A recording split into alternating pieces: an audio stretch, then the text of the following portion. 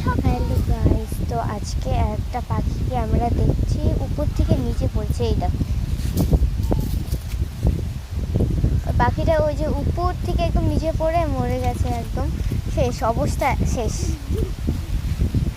তো চলো আমরা আজকে স্টেজ তো করে নিই, চলো তো চলো যাই, যাও যাক।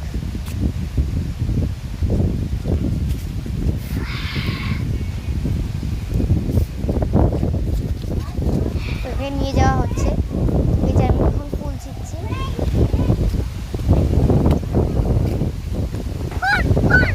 এখন খুদে এবার পাখিটাকে দিয়ে দিব।